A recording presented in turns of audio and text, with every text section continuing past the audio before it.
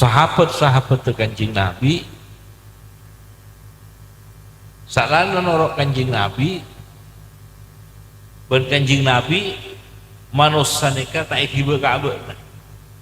pakun ikhibah ka Allah ikhibah ka Allah ridha na Allah ikhibah kauntungan sampai ke akhirat buat Allah ikhibah kauntungan sampai ke akhirat napa siapun siapa buat Allah kanjeng Nabi apa lagi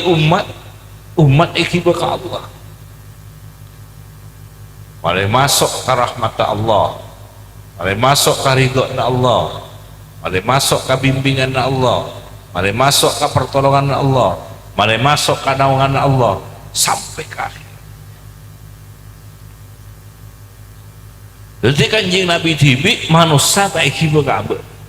pakun ikhibah ke Allah